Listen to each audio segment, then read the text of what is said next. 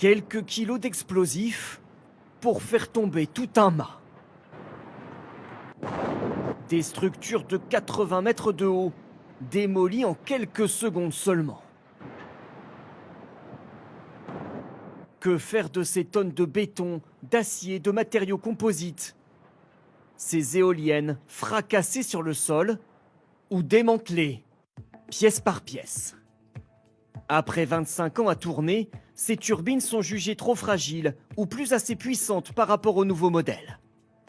En France, le problème commence tout juste à se poser. Le parc éolien est encore récent. Mais en Allemagne, c'est toute une filière de recyclage qui s'est déjà mise en place. Selon la météo, il nous faut entre 5 ou 6 heures pour tout démonter. Dans les prochaines années, il va falloir démanteler en Allemagne 3000 éoliennes qui sont trop vieilles.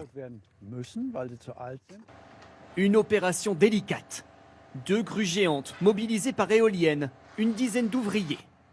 Mais cela peut rapporter gros. L'acier contenu dans le mât est en effet facilement revendu pour être fondu à nouveau. C'est 15 mm de tôle d'acier traité, c'est assez épais.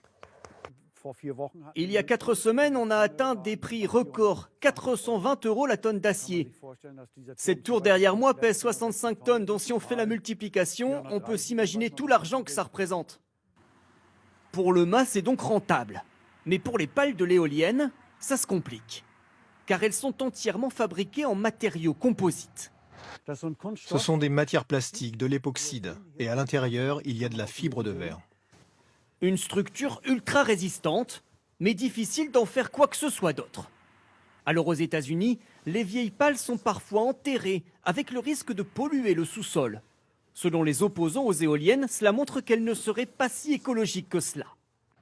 Mais en Europe, enfouir ainsi les éoliennes est interdit.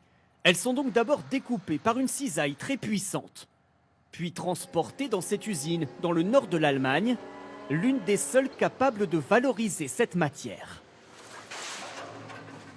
On reçoit des morceaux jusqu'à 1,50 m.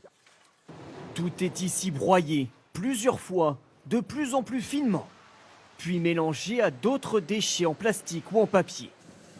Et voici nos anciennes pales d'éoliennes, transformées en une matière première parfaite pour les cimenteries. Ces fibres de verre, maintenant qu'elles sont broyées, remplacent parfaitement le sable.